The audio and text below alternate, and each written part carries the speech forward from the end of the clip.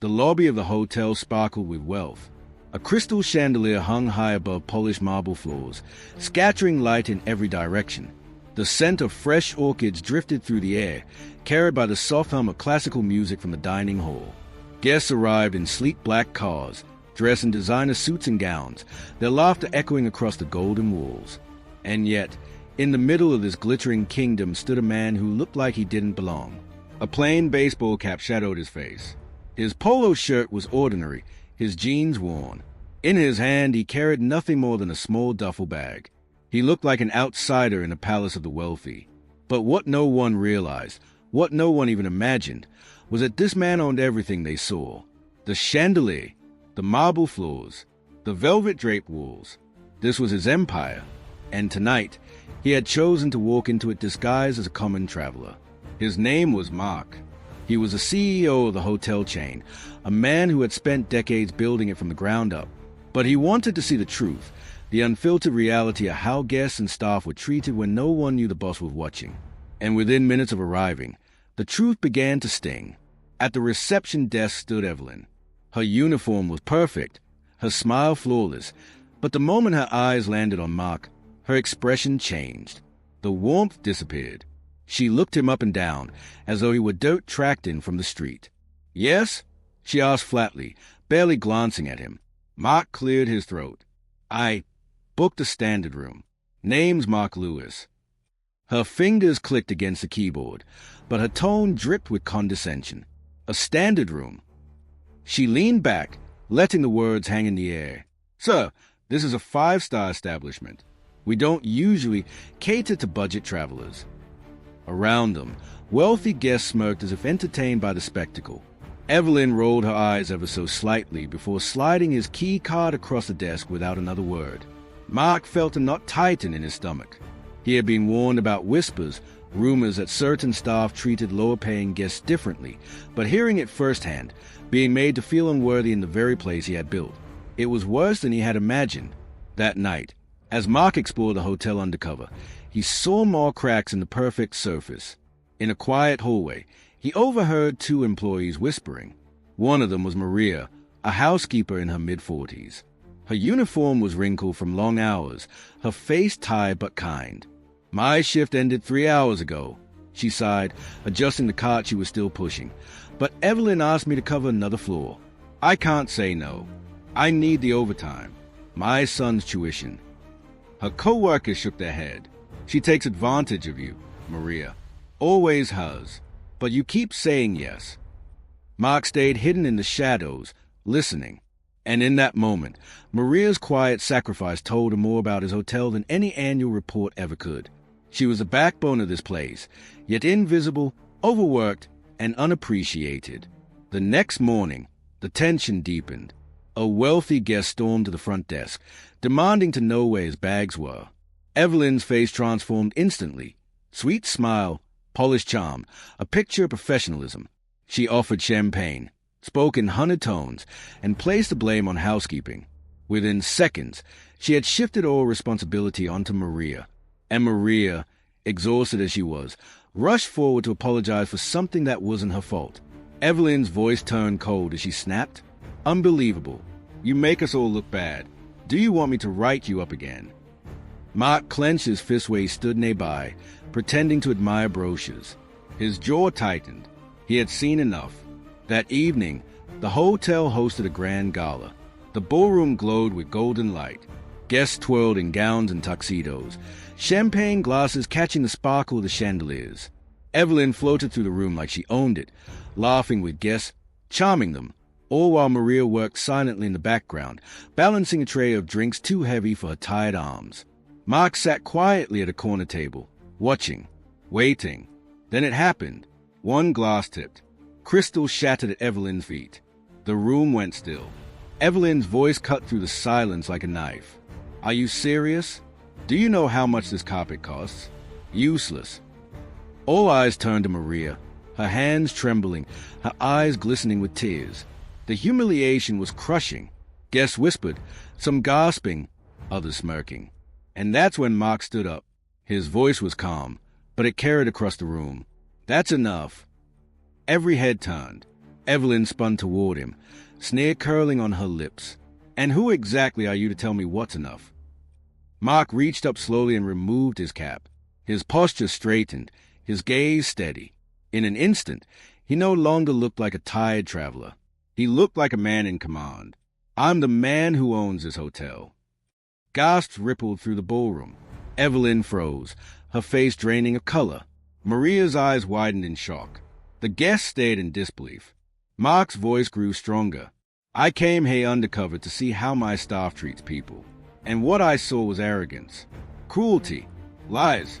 Evelyn, you humiliated guests. You overworked employees. You made people feel small in a place that was meant to make them feel at home." He toned, his eyes softening as they found Maria. "And then I saw you, staying hours after your shift, carrying this hotel on your back while others looked down on you. You are the reason this place stands. You are what hospitality should look like." Maria covered her mouth with a hand as tears streamed down her cheeks. The ballroom erupted in murmurs, then applause. Guests clapped, some even standing, as the truth unfolded before them. Mark looked back at Evelyn. His tone was final. "We will discuss your future with this company. But know this, wealth and status mean nothing if you treat people without respect." Evelyn lowered her head, her perfect smile gone, shame etched across her face. Mark then addressed the crowd. "This hotel will change. Starting tonight. Maria, your overtime will be fully paid. And from this moment, you are promoted to supervisor. Someone who leads not with cruelty, but with heart." The room filled with cheers as Maria wept with gratitude. Mark placed a hand on her shoulder, his eyes kind. For the first time in a long time, she felt seen. Later, as the night ended and the ballroom emptied, Mark reflected on what had happened. It wasn't the marble floors or golden chandeliers that defined a five-star hotel. It wasn't the luxury cars or the expensive suits. It was people, their dignity, their sacrifices, their humanity. He realized that leadership wasn't about power or prestige. It was about empathy, about making sure no one felt invisible. But just as he thought the storm had passed, a new shadow loomed.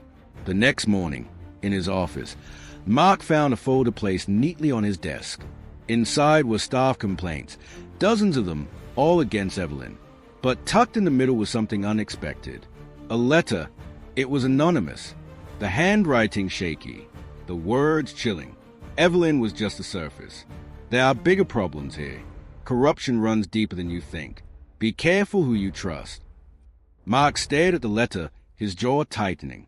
The truth he had uncovered last night was only the beginning. The real betrayal was still hiding in the walls of his own empire. And soon, it would come for him. A five-star hotel is not built on marble floors or golden chandeliers. It is built on people, their dignity, their kindness, their sacrifices. True leadership is not measured by how you treat the powerful, but how you treat those who seem powerless. For even the smallest voice deserves to be heard, and even the quietest worker carries the way to greatness. Respect is a true luxury, and empathy is the only currency that never loses value. The letter sat heavy in Mark's hand, its paper thin, but its message cutting like a blade. Evelyn was just the surface.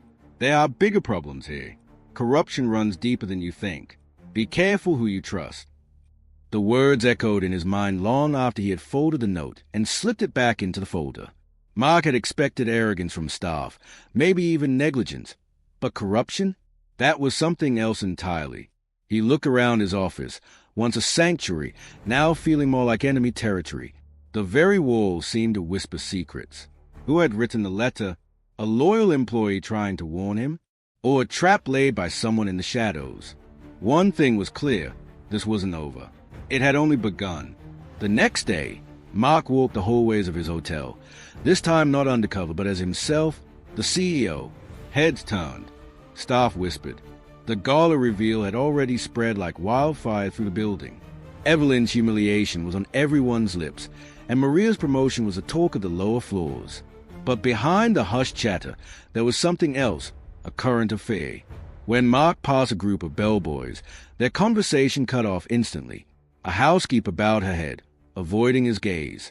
Even managers greeted him stiffly, their smiles forced. It was as though everyone had suddenly remembered who he really was, and what power he held. But beneath the surface, Mark could sense it. They weren't just nervous about him. They were nervous about something else. Something bigger. Later that afternoon, he called Maria into his office. She stepped inside hesitantly, clutching her hands together.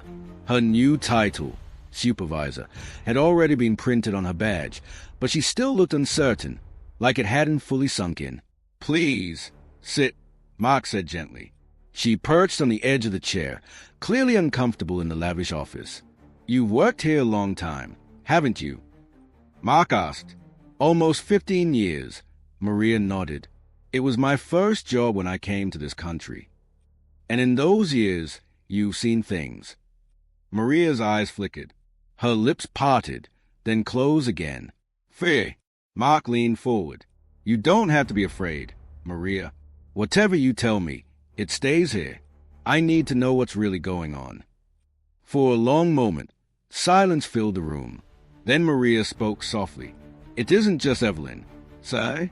She was cruel, yes, but she was also following orders. Orders? Maria nodded. From Mr. Collins, the regional director. The name hit Mark like ice water. Collins had been with the company for years, overseeing operations across multiple hotels. He was charming, polished, and always reported glowing numbers. But something in Maria's trembling voice told Mark he needed to look closer. That evening, Mark attended a manager's meeting. Collins was there, dressed in a sharp gray suit, his smile wide, his handshake firm. He carried himself with the confidence of a man who believed he owned every room he entered. "Mark," Collins said smoothly, "I heard about the little undercover adventure. Very theatrical. But surely you're not going to let one emotional night dictate policy? Hotels like ours thrive on prestige. We can't water it down with respect." Mark cut in. The room went silent. Managers glanced at one another nervously. Collins chuckled, but his eyes hardened. Respect, of course. But let's not confuse efficiency with sentimentality. Mark studied him. The smile, the charm, it was all surface. He remembered the letter. Corruption runs deeper than you think. He decided then and there he would watch Collins closely. Over the next week, Mark worked quietly behind the scenes. He reviewed financial records, checked supply chains, traced overtime logs. And the deeper he looked, the darker it became. Invoices for luxury goods that never arrived. Expenses billed twice. Overtime hours erased from payroll. It was theft, millions siphoned away under Collins's watch. And worse, there were whispers of intimidation. Employees who spoke out suddenly found their shift cut, their positions dissolved. Fear wasn't an accident. It was a weapon. Meanwhile, Maria continued her work, but now with new eyes. As supervisor, she was allowed into manager meetings where she witnessed firsthand how staff was spoken about, like tools to be used up and discarded. She reported everything quietly to Mark, her courage growing each day. One night, she found him alone in the empty dining hall, staring out at the city lights. She hesitated, then handed him a small notebook. "What's this?" Mark asked. "My notes," Maria said. "Names of staff who were mistreated. Incidents I saw. Times Evelyn and others covered for Collins. I've kept them for years. I was too scared to share. But now," she took a deep breath, "now I trust you." Mark opened the book. Page after page of quiet suffering. Stories of employees broken down, silenced, discarded. It was overwhelming, but it was also the proof he needed. The storm broke 2 days later. Mark called a full staff meeting. Everyone, managers, receptionists, bellboys, housekeepers, packed into the grand ballroom. The air was tense, charged with anticipation. Rumors had been swirling, and now all eyes were on him. He stood at the podium, his voice steady. "I built this company to be a place of dignity and respect. But somewhere along the way, we lost that, and I have discovered why." The room buzzed. Collins sat near the front, his expression unreadable. "Over the past week, I have reviewed records, listened to voices long ignored, and uncovered corruption within our leadership." Mark's eyes locked on Collins. Funds stolen, employees silenced, lives treated as disposable. and the man responsible is sitting in this very room. A collective gasp rippled through the crowd. Collins shot to his feet, his charm gone, his face red. This is outrageous. You have no proof. Mark lifted Maria's notebook. I have all the proof I need, and more is coming. This ends today. Collins. Collins's voice turned venomous. You think you can run this empire on kindness? You will bankrupt us in a year. These people. He gestured dismissively at the staff. They don't care about respect. They want paychecks. And I made sure they got them. Murmurs filled the room. Some nodded in anger. Others looked away in shame. Mark's voice rang out, clear and unwavering. You made them survive in fear, but I will make them thrive in dignity. You're finished. Collins, security will escort you out. The room erupted. Some clapped, others whispered in shock. Collins tried to argue, but two guards moved swiftly, guiding him out. His threats echoed as he disappeared down the hall. When the doors closed, Mark turned back to the staff. This company is nothing without you. The cleaners, the servers, the bellboys, the receptionists. You are the soul of this place. From today forward, things will change. Fair pay, respect, recognition. No one will be invisible again. Tears welled in Maria's eyes as the room filled with applause. For the first time, many felt seen. But as the celebration echoed, Mark couldn't shake the weight of that letter. Collins had been exposed, but was he the root or just another branch of something larger? That night, alone in his office, Mark poured himself a glass of water and opened the notebook again. Halfway through the pages, a single name kept reappearing. A name he hadn't expected. A name higher than Collins. Someone even closer to him. His blood ran cold. The real enemy wasn't gone. They were still here, watching, waiting, and the war for his empire had only just begun. Corruption can steal money, but its greatest theft is stealing hope. And yet, hope survives in the courage of ordinary people. The housekeeper who keeps showing up, the worker who refuses to stay silent, the leader who chooses empathy over pride. Power is not about controlling others, but about lifting them up. Humility sees what arrogance ignores. And resilience is what turns broken systems into places of dignity. When leaders stand for their people, no betrayal can truly destroy them, because justice always finds its way home. The hotel had changed, or at least it seemed that way. Collins was gone, escorted out in shame. Maria now wore her supervisor badge with pride. Staff who once bowed their heads now walked with straighter shoulders. For the first time in years, hope had taken root in the marble floors of the Grand Hotel. But Mark couldn't shake the weight pressing on his chest. He knew better than to trust the calm after the storm. Somewhere in the shadows, someone was still pulling strings. He thought of the anonymous letter. Evelyn was just the surface. There are bigger problems here. Corruption runs deeper than you think. Be careful who you trust. Collins had been exposed. Yes, but was he really the mastermind? Or just another pawn? The answer began to show itself in whispers. A week after Collins's removal, Mark called a surprise order to the hotel's finances. At first, everything looked clean. Expenses lined up. Numbers matched. But when Mark traced the payments beyond the first layer of paperwork, he saw them disappear into a maze of shell companies, entities registered under names he didn't recognize. He ordered the records pulled across multiple hotels. That's when a chill ran through him. The same companies appeared over and over, siphoning money.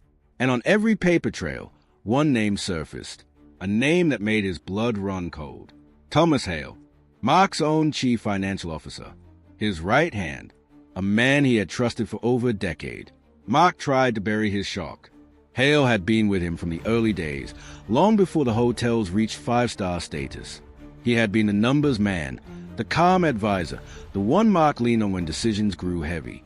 But Maria's notebook, and now the records, all pointed toward him. The betrayal wasn't just financial. It was personal. Mark didn't reveal what he knew right away. Instead, he watched. Hale continued his work as though nothing had changed. He attended meetings, gave reports, smiled politely. To most, he looked like loyalty carved into stone. But to Mark, every word, every smile, now dripped with suspicion. One evening, Mark stayed late, walking the service corridors as he often did now. In the laundry room, he overheard two employees whispering. "They cut our overtime again," one muttered. "I worked 50 hours last week, and only 35 got approved." "Complain and you'll lose your shifts." That's what happened to George. Management said his role was redundant. Mark's jaw tightened. It was happening again. Intimidation, silencing. But this time, it wasn't Collins's doing. It went higher. The next morning, Maria knocked on his office door. She looked nervous. "Sir, there's something you should see." She handed him a stack of papers, altered schedules, unsigned pay cuts, complaints that had been buried instead of processed. At the bottom of each form was the same signature. Thomas Hale. The confrontation came sooner than Mark expected. That evening, Hale entered his office unannounced. His expression was calm, but his eyes were sharp. "You've been digging," Hale said quietly.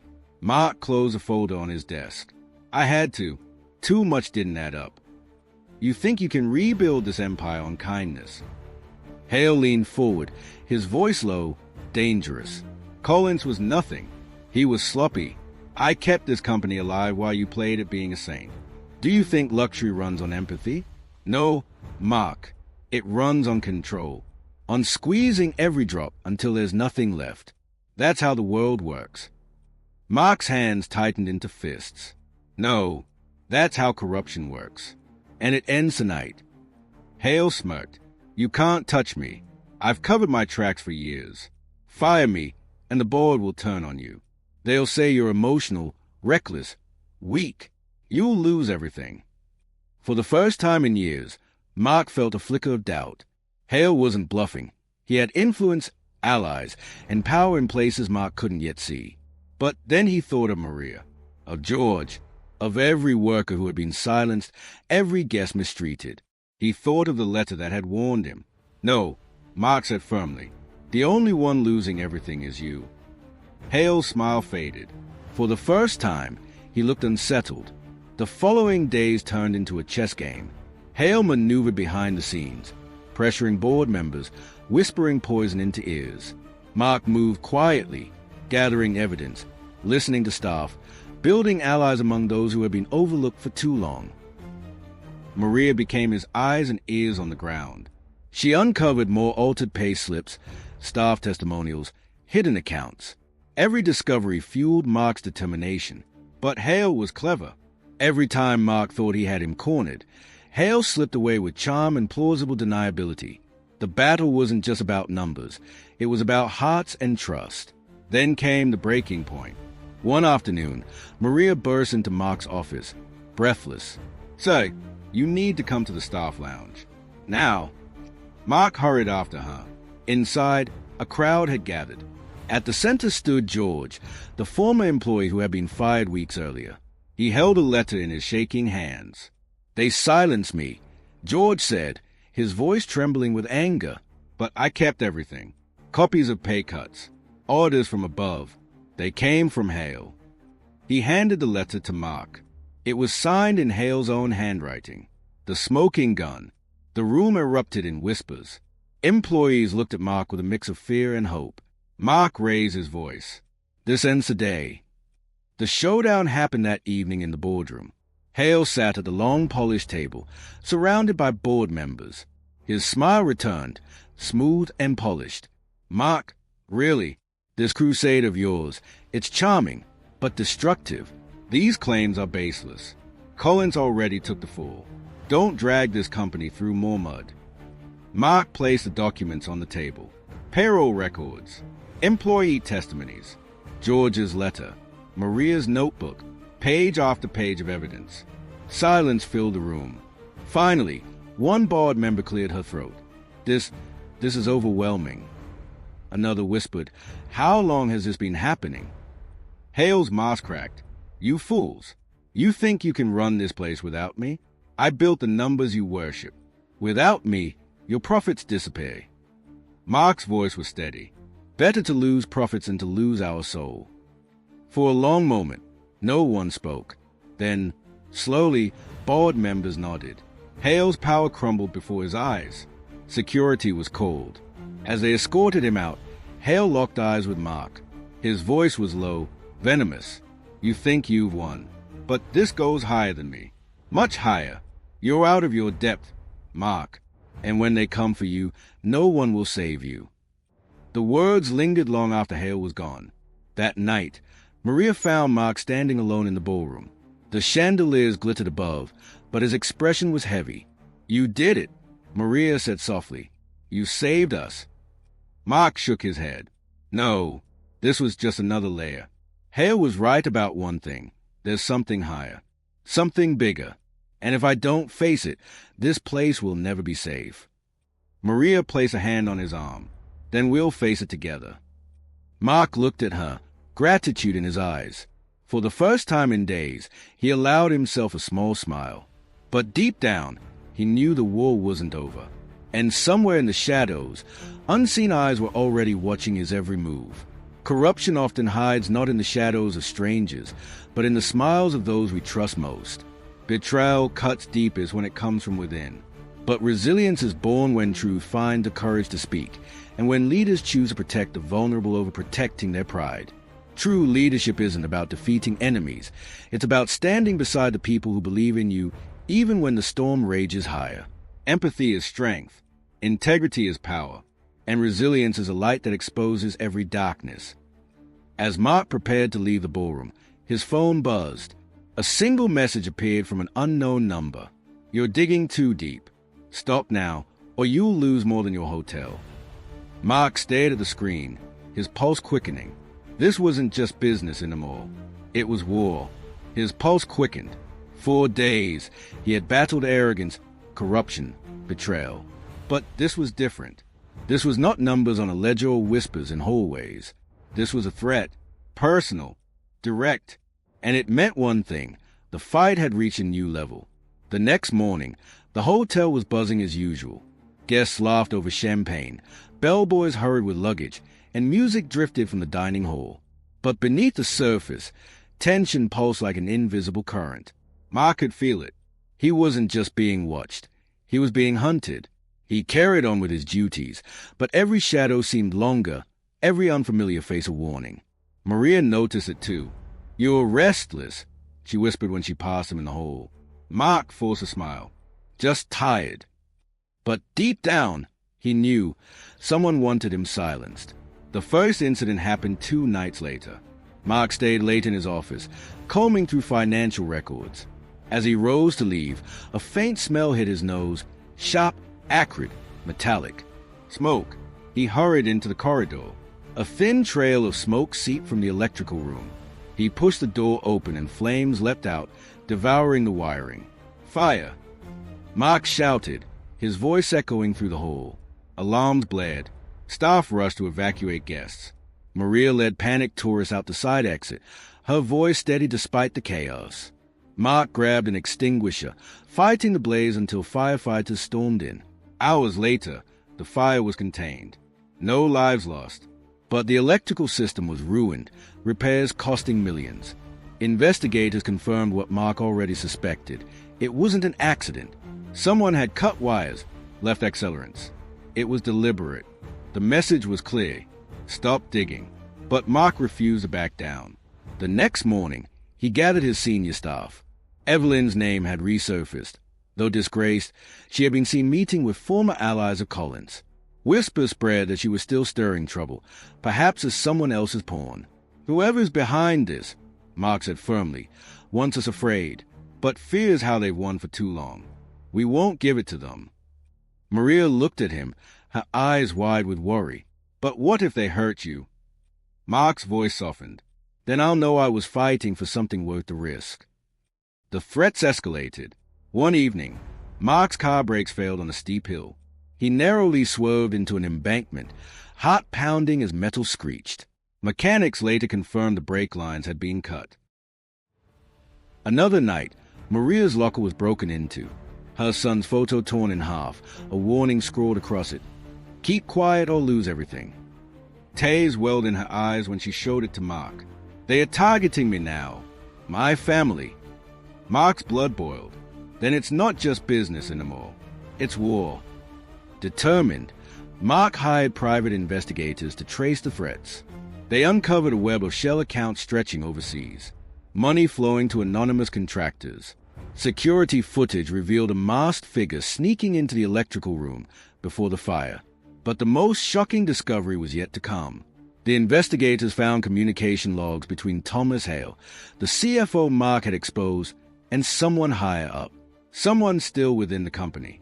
Someone on the board. The betrayal wasn't over. The rot went deeper still. Meanwhile, the staff felt the weight of fear.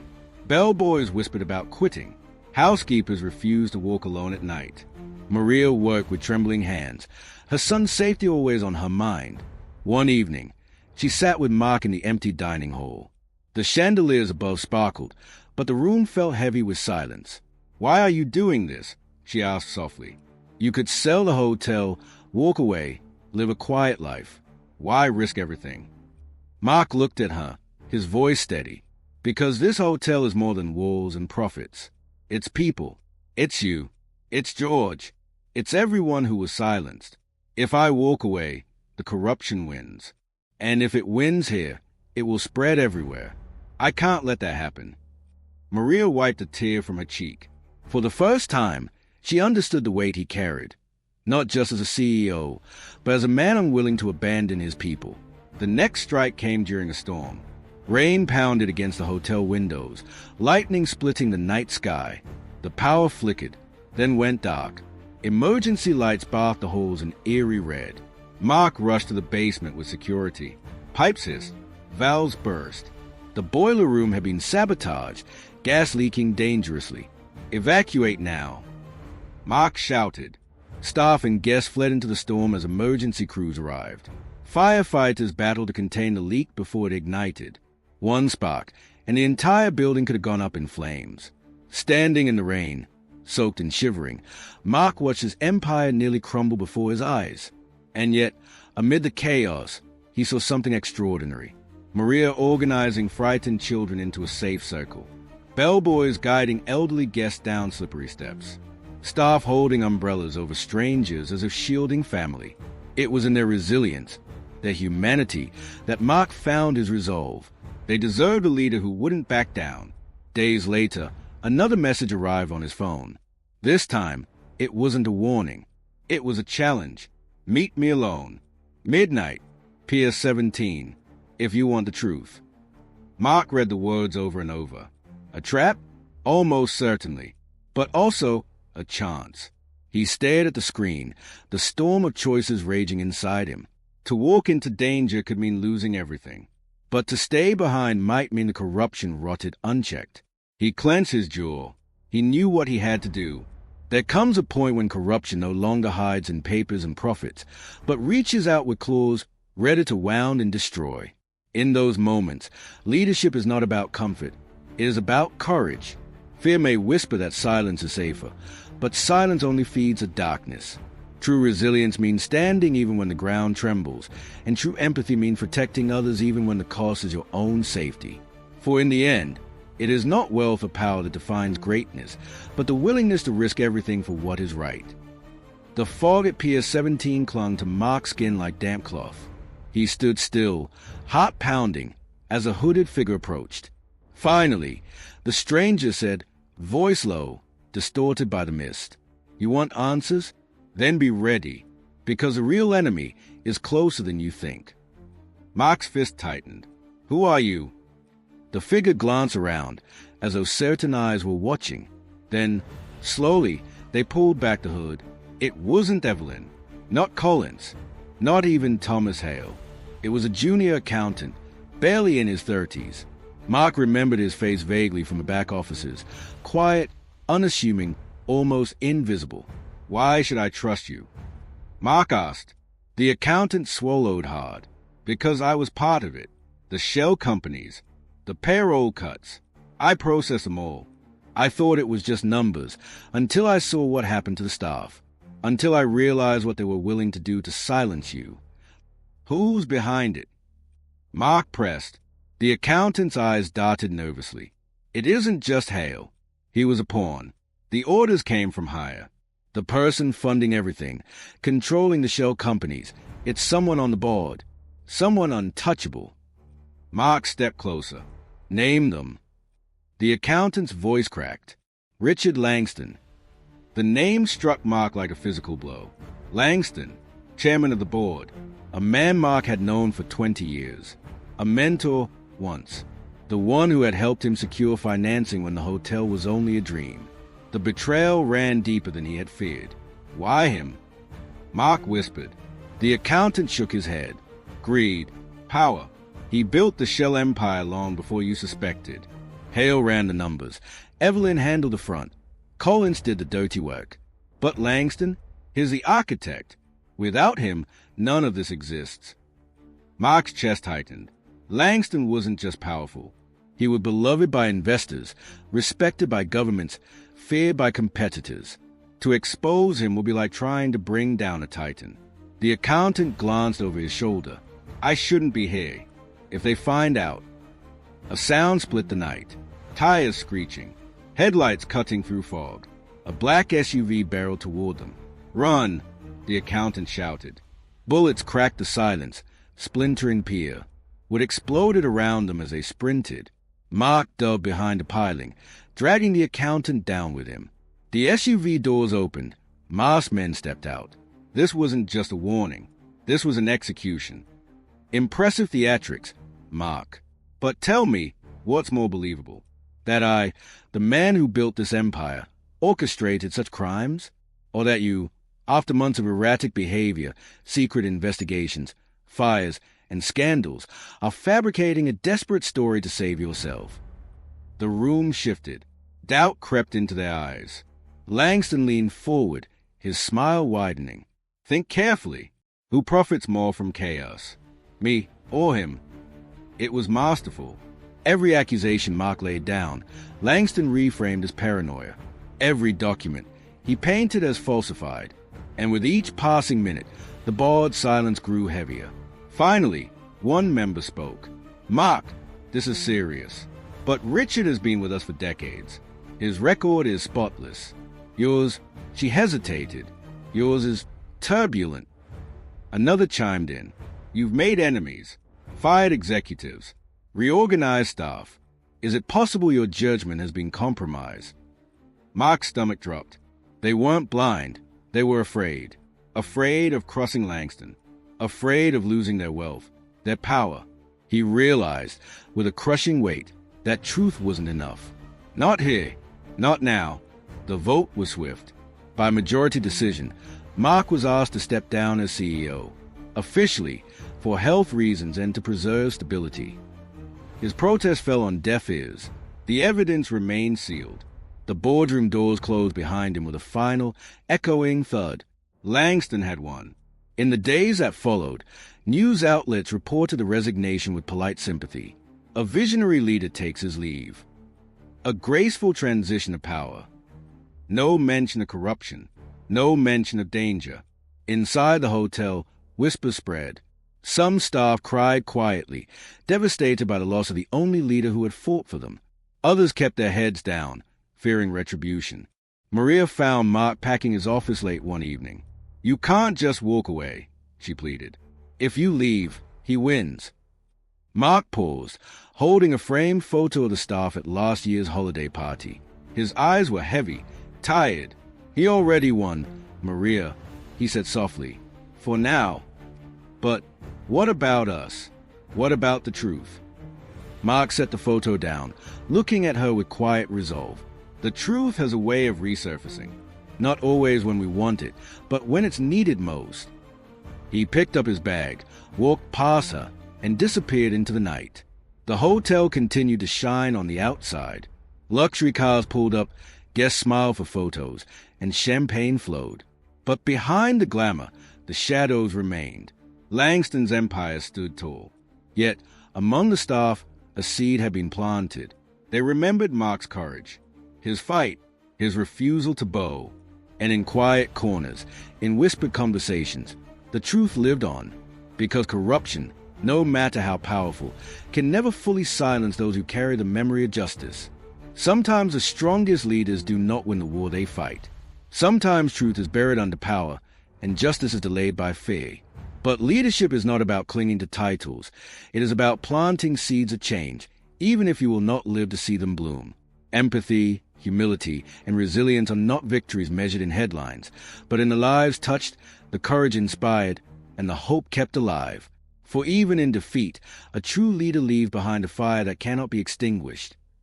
So here we end, with a hotel still standing, a corrupt chairman still in power, and a leader forced into silence. But I leave you with this question. If truth falls in a room full of the powerful, and no one dares to hear it, did it fall at all? And a riddle. The liar wears a crown of gold. The honest man walks away untold. But in the end, when time has passed, whose shadow is it that truly lasts?